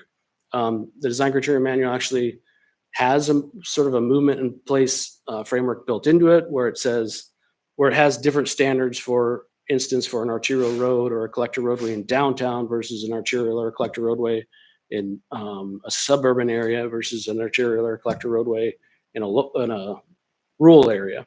And so we're looking to kind of double down on that concept. We've got guiding documents kind of coming out of Australia originally to work from to establish more of a movement in place framework where design decisions aren't just being made based on the functional classification of the roadway, but they're also being made on the land use that's adjacent to the roadway as well. And then general formatting changes. The document's currently formatted as 2 columns. We're going to switch to full page text and then try to standardize some of the chapters or missing sections that other chapters have. So we're trying to standardize kind of the document on the whole. So next slide. So some specifics about Chapter 3, restructured goals to focus on safety, functionality, and durability. Again, to the safe systems approach, landscaping has kind of an interesting relationship to safety. In some cases, it can be a hazard when you have high-speed roadways, and it also can be placed in places where it reduces visibility and decreases safety for some users. Alternately, it can contribute to traffic calming and speed reduction. And so we want to embrace kind of the landscaping, those roles of the landscaping in the areas where that's appropriate. Also, it can have a significant impact on maintenance operations, which was the original presentation here today. It can significantly slow down those operations and impact clearing and hauling. And so we want to make sure we're implementing landscaping in a way that doesn't preclude those operations, because there is actually sort of a generic safety benefit to a more efficient snow clearing operation. We've got another question from Member Constant for you. I don't know if it's a question per se, but I think this gives us just perfect insight into some of the issues that have long plagued our process. We have all of these incredible landscaping requirements that are built into this process, and they get landscaped at the expense of whoever's developing that portion of the road, and then they die. And what's left is this infrastructure sidewalk that looks like it had planting at some time, and it all starts to decay. And so we're layering in certain requirements that don't actually serve any long run kind of value, which gets back to the idea of probably we should have some conversations about the broad strokes about what we're doing with the design criteria to achieve safety, to achieve better function, and to achieve economy of investment that doesn't do one-time things that go away and leave behind a bad infrastructure. And then Member Baldwin Day. I'm curious if this chapter includes guidance on what sorts of, what the actual choice of plants for landscaping. Just anecdotally, I've heard some frustration among community members that when non-native plants, much to Chair Constance's point, when non-native plants are used in Alaska landscaping and then they die because they are not intended to survive here without, management, we end up with these really sort of unsightly bits of roadway or sidewalk that we could be planting native species if we so chose. I'm curious if that's a DCM question, or is that does that guidance come from someplace else? There is an element that is the DCM question. Something to clarify is we actually don't plant a lot of landscaping within the road right away. A lot of it actually is planted on the private property adjacent to the roadway right away, because that's code requires like buffer landscaping in certain cases. So a lot of times when there's a lot of plantings, it tends along a roadway, it tends to actually occur on the private property. We did have a great deal of influence from some great experts on landscaping on this chapter, and they did update a lot of the information about what is appropriate, how to choose the plants, what's appropriate for the environment, and what's appropriate with our changing climatic conditions as well, because it's actually changing as to what plants are going to thrive here. And so that is included in here. However, I'm not aware of any requirement for that landscaping that occurs on the private property to follow the design criteria manual. Right. Yeah. So this is specifically to the landscaping that we would plan as part of like a capital project. And Member Constant. Yeah, I don't know if a lot of people remember, but just 5th and 6th Avenues, there was a major upgrading. There were these beautiful aspens that were put in. I think they were aspens, tall, thin trees, and it created a really nice landscape, and they lasted for about 4 years, and it was probably tens of thousands of dollars. And now there's left a bed that just could have been a better idea. So, and I do think, am I wrong that the DCM doesn't apply to private development when they're building in the kind of buffer zones? I think it applies. You're talking about for the landscaping chapter specifically? Generally speaking, the builders, the proposers, the contractors who are generating, the engineers, plans for private development on private land abutting public spaces, they still have to manage the DCM standards, right? They have to comply. It depends on the standard. There's Fair enough. Yeah, there's specific criteria they have to follow, particularly in chapter 2, that's regulatory, that's handed down from the state. In terms of the landscaping criteria, it's all specific to what's in Title 21, and I'm not super familiar I with mean, that. that's the safest answer, and it's true. It depends. That is a safe and true answer. It depends. I think maybe we need more Silva cells. I learned about those to help keep the trees alive.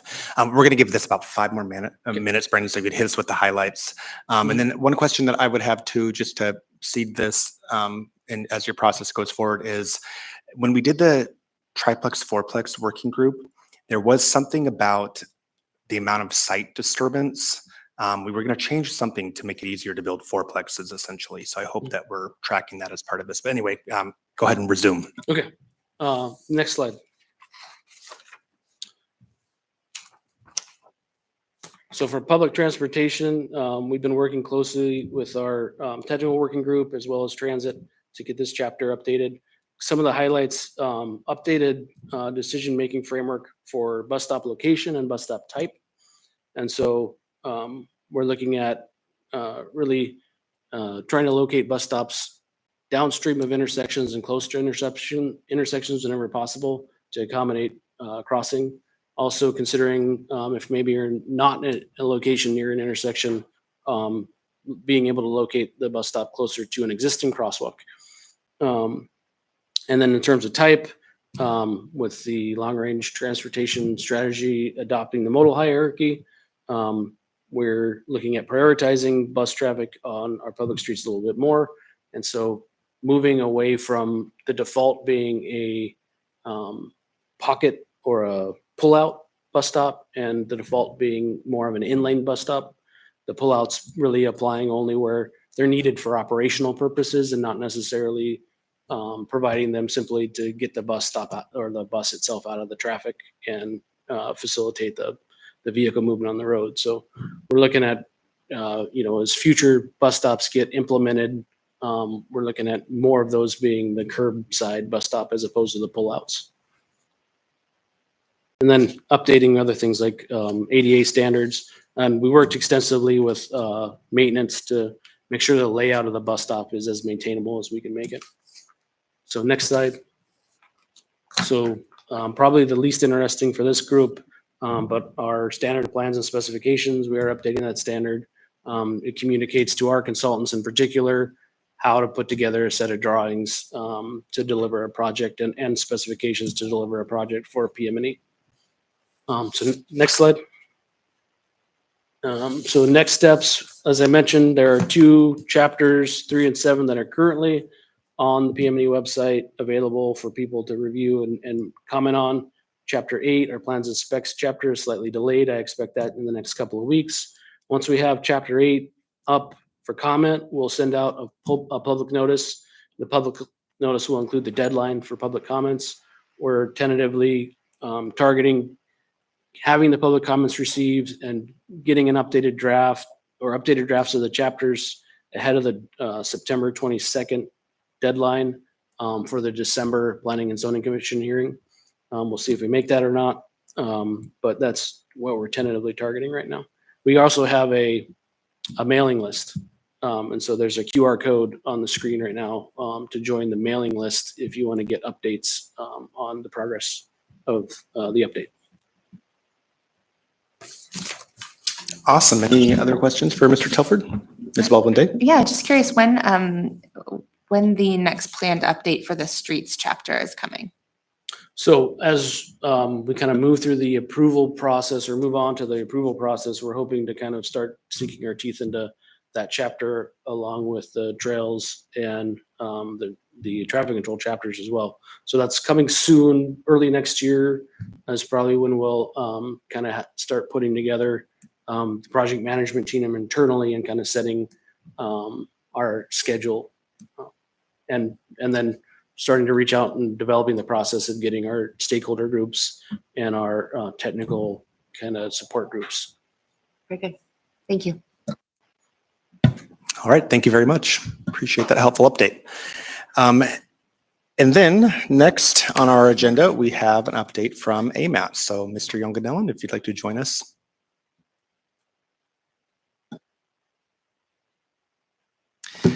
I can foresee us going a little bit over, and I know that I believe that we do have a couple members of the public who want to do the audience participation piece. And so I will likely make a motion entertain a motion rather to extend the meeting by 10 to 15 minutes as needed. But go ahead, Aaron. Thank you. I'll go quick. Hello, everybody. I'm Aaron Yonganellan. I'm the Executive Director and MPO Coordinator for AMATS. There are 3 things I wanted to update you on as I was asked to present today. First, you see on before you are some comments that were provided from the Policy Committee for AMATS regarding functional classification. Department of Transportation is currently ongoing a functional classification update for all public roads within the state of Alaska. They have to do this after every census comes out. It's a federal requirement that they have to do. And so AMAT's policy committee approved the following comments to be provided to DOT for that effort. Just as you're looking at this table here, you'll see the roadway name, the segment start and end point, so the start and end point of the segment itself, the current functional classification, the proposed functional classification, so those are the change that is being commented on by AMATs, and then kind of the justification for it. One thing to remember about this particular activity is you have to base these functional classifications on how the road currently functions today, not how the road is to function in the future. If you're looking for functional classifications changes for future efforts, that's part of the OSNHP, which planning can speak on that if you have any questions on that. One of the things I just want to kind of note through here is a lot of the changes that were approved by the policy committee are downgrading the roads from a higher functional class to a lower functional class.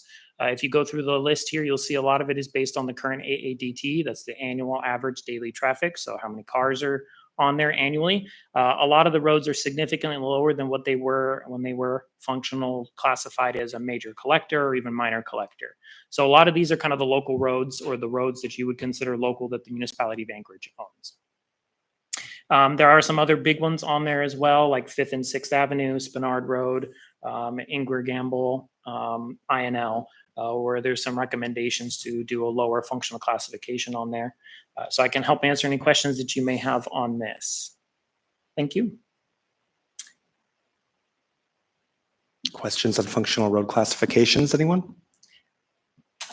You're not seeing any takers? It's a riveting topic, I know. Everybody, I can't imagine why Well, not. I will just say, from my perspective, it's interesting to see a lot of these being downgraded because of there's no longer the traffic counts to justify the higher classification, or because of various safety justifications. And I think that as we have future conversations around Vision Zero and around the issue of lane drops or road diets or whatever we want to call them, I think this is important. It's interesting to really be taking a look at, are our streets overbuilt? And on that, I guess we can move on to your next topic there, Aaron. Real quick, I just want to mention on this functional classification, the effort is still ongoing right now. Comments are due by the end of July. So if you are interested in providing comments, please do so. If you can scroll down to the letter, the next couple.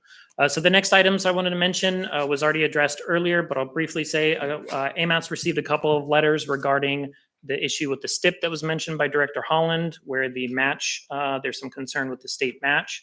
If you can scroll down to the next document on page 3, please, where it says about STIP amendment number 2. There we go. So this was sent to us from the Commissioner of DOT. That kind of goes into more detail about what that concern is. I just want to note here what the numbers are saying based on this letter. So originally DOT was needing about $90.1 million for the Federal Highway to Aid program. They currently have $31.8 million. So one of the things to remember here is that for every dollar of non-federal money put towards the program, you get about $10 in federal. So in this case, the 90 million would equate to about 900 million in federal funding. As they only have access to 31 million in match, that means they only have access to about 310, little over $1 million. So there's about a, $590 million gap there. So as it says here, it'll be dependent upon what happens with the state legislature. I don't have any more information that was provided in these letters, but just wanted to provide this to you all so you're well aware, as was addressed earlier. Impacts on programmed projects. Well, the letter does state that there will be some impacts to projects in the Anchorage area. What those impacts are, I have not been able to find out yet in the STIP. The STIP was just approved yesterday, I believe, I think the 14th. So I have not had an opportunity to peruse through and see what changes were made from the public draft that we were provided. So I still have to do that. I'm unfortunately not sure what the impacts are at this point. Questions on that? Member Constant. I'm not sure if it's on that exactly, but last year there was a lot of kind of sturm und drang about the process by which this tip was approved. And I've been hearing some chatter that we may be finding ourselves as a community, as a state in the same boat. Do you have any updates on where we are in that conversation?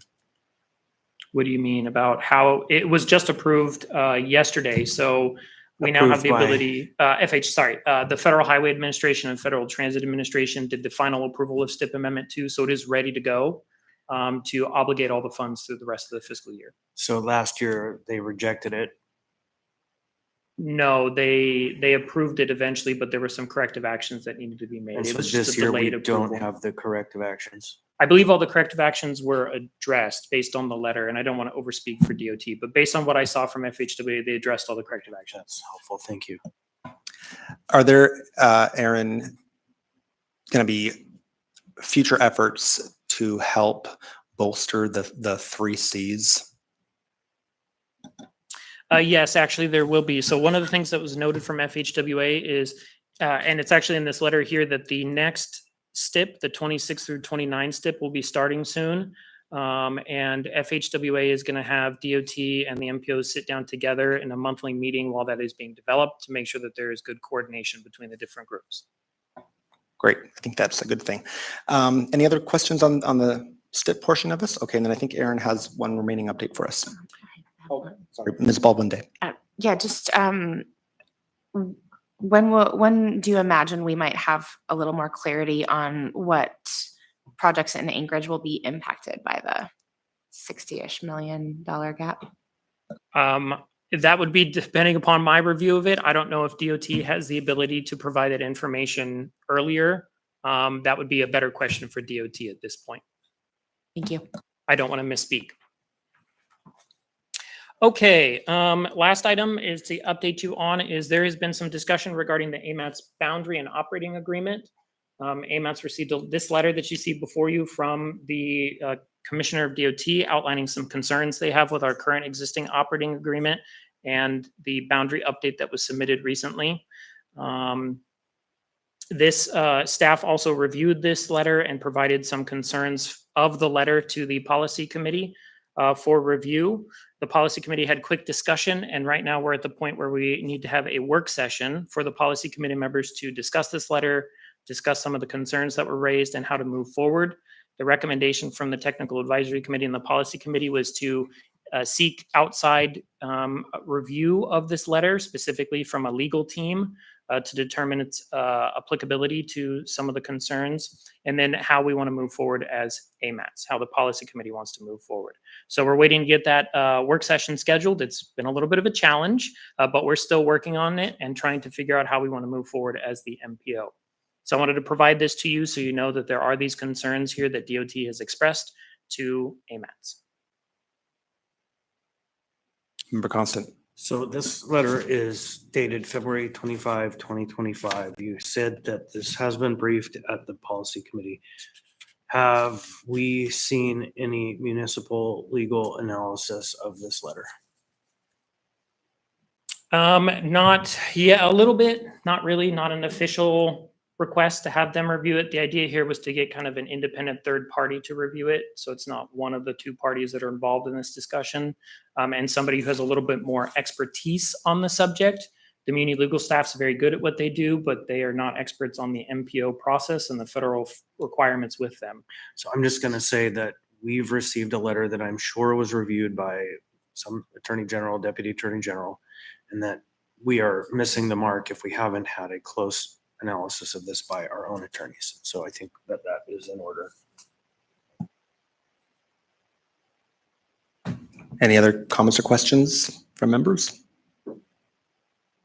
Okay, I would just highlight to my colleagues, I think this is really worth taking a look at because the operating agreement, and maybe a request to you, Aaron, would be to circulate a copy of our operating agreement to assembly members so they all have it. Okay. Because the operating agreement it touches on our boundaries, it touches on the makeup of the policy committee and who get to be the decision makers, issues of local control, etc. So thank you for highlighting that for us. And thank you for your I had report. one more, a couple Please. things. One, the policy committee meeting is tomorrow. There'll be a couple of items on there, especially HSIP nominations. So I encourage everybody to attend. It's from 1 to 3 up in the mayor's conference room, or there's a virtual option as well. And AMAT's just sent out our newsletter as well. So you can see that on our website to see everything we've been working on for the last quarter. That's all I had. Thank you. Fantastic. Thank you. With that, we will go to audience participation. And can I just maybe see a show of hands, members in the audience who are wanting to participate? Just so I can, for a timing's sake, I see a couple or 2. Okay, I think we're doing good then on 3. Okay. Yeah, I'm going to, I'll entertain a motion to extend the meeting by 10 minutes, knowing that that is a, what is it, a ceiling, not a goal. So moved. Okay, Second. thank you. Any opposition? Not hearing any. Great, so we will have audience participation. Yeah, Member Constant, go ahead. So I just wanted, I brought a resolution draft, and Brad, I asked you to stay. Oh, please. I've been asking for some policy on the use of traffic cameras. And it's been kind of a year I've been asking, and 6 months I've been asking a little bit more. And so I will share with you a draft of a resolution that I'm intending to introduce and ask the body to pass that kind of pushes on this conversation, because I know we're getting to full implementation of traffic cameras. And I also know that it's still the Wild West in terms of who has access and what happens to that footage, and how the public even could gain access to records of certain intersections. So I just want to put it out there that I'm taking the next step with the conversation, because it's been long enough, I think. Thank you. Okay, so I'm going to invite members of the public to come up. I don't know who wants to go first. Maybe Ms. Hyduk, or I see Ms. Thompson. Okay. Right here with the microphone at the corner works perfectly. And you'll have 3 minutes. So as soon as you turn your mic on, cool. I'm going to start you now. Go ahead. Sure.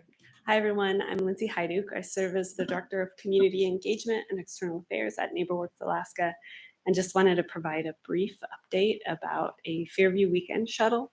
This is something, thanks to the mayor's team in the Assembly for approval of a short-term commitment of resources to provide a weekend shuttle for the Fairview neighborhood after the closure of the Carr's grocery store. NeighborWorks is serving in partnership with BAC Transportation to provide this shuttle service. And we've been working over the last few weeks to finalize agreements and processes, since this is new for everybody. And we've been working closely with People Mover with lots of guidance, and we'll be hopefully launching this weekend. So it's happening quickly at this point, and just wanted to share that update for this committee. It's in response to having the food desert in a neighborhood really cut off from accessing the Midtown grocery stores. I think it'll also provide an opportunity to collect data, usage, and help inform any rerouting for the number 11 bus service and People Mover. So it'll also be a really interesting test case for all of our community. So we will be sharing a lot more information there, but just wanted to let folks know about that before it moves forward.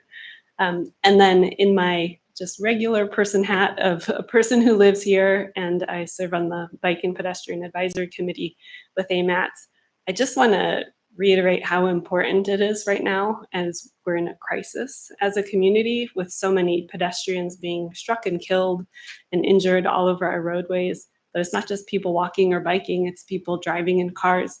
Our roadways are built for high speeds and high collisions, and severe impacts for that. I'd really like to see some leadership from the Department of Transportation to make changes quickly and meaningfully try and adapt. I want to see lane reductions move forward and more safe infrastructure and education campaigns throughout our community, but I really believe that our system needs to be better so that people who are adhering to the speed limits are not putting themselves or others at danger by just existing on our system. So thank you for that time. Lindsay, I think Member Constant has a question for you. You know, it's kind of between you and Sean. You know, I just want to thank the department for telling us earlier that they're prioritizing pedestrian clearing on the highway. between 15th and 36th, because come winter, I mean, I'm seeing people now wheel their grocery little carts on the sidewalks. And if those sidewalks aren't available, they're going to have to do that in the highway. And so I saw it in your presentation. I want to say thank you for bringing that up. I didn't connect it before you spoke. All right, thank you. Another member of the public, looks like we have Ms. Thompson. Welcome. And if you'll take just that corner seat there and the big button to turn the mic on, that light will turn green. And actually, sorry, and I should have done this with the former speaker. Former speaker was Lindsay Hyduk. Ms. Thompson, if you will state your full name for the record once you get your mic on, and you'll have 3 minutes. My name is Tina Thompson, T-O-M-S-E-N. I'm a retired physician. I was also a member of the AMATS Bike and Ped Advisory Committee for something like 5 years before the pandemic. The incredible increase in the number of deaths in our city has me completely horrified. The numbers from 2024 were terrible. They're even worse this year. And people like me are now getting killed in pedestrian crosswalks with the light. So I came to see if anything's changed, and nothing has changed. Basically, we're still kind of doing a little peripheral stuff. We're doing studies. We're going to put up monitors to tell people that they're driving too fast, which isn't going to work. And the things that we know work, and I've been following traffic, data from other places, is not being proposed. Director Holland, you mentioned road diets and dismissed it basically out of hand. Road diets work. We have stroads crisscrossing the city in high density areas. We are ignoring the changes that need to happen. I have a part of the city map here with where the deaths have been occurring to hand out to you. And I think, what can I do? What can I do in the face of this non-action, basically? And kind of a circular activity comes to mind. But I won't say what that is. And I thought, well, I'm just an old lady. My next vehicle, I want to be an e-bike. I want to e-bike or maybe an e-trike. And I want to get to the damn grocery store. I want to get to my doctor's appointment, and I want to get home safely. And I think, what can I do? I think I'm going to hold a bake sale. That's what we're down to. AMATs, there's millions of dollars being sent in this town, and we've got escalating death rates in this town. We are not doing the right things, and there's data worldwide to show what we need to do. And it's slow speeds in condensed air in the congested areas. We're not doing it. We're continuing to prioritize vehicular traffic. It occurred to me the other day when I was coming out of the post office there at Northern Lights across from Cars, that if you're driving along Northern Lights and a car jets from the post office to Cars, you think, oh, that's a car. And if a person jets across the street, you think, damn, what, they don't have any right here. And it occurs to me that we do need a culture change, that we have ceded our city to the vehicles. It's like elephants driving around, and the rest of us can just take a hike. So old lady wants to e-bike to the grocery store, gonna hold a bake sale. Right on time. Thank you, Ms. Thompson, for participating. Any other members of the audience? See maybe Ms. Dobson?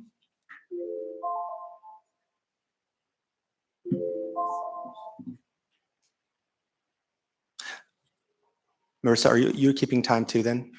I was. Oh, perfect. Okay, then I won't worry about it. That makes it easier for me. Oh, beautiful. Okay, Ms. Dobson, please state your name for the record, and you'll have 3 minutes. Okay, thank you. Yes, my name is Alexa Dobson. I'm the Executive Director of Bike Anchorage.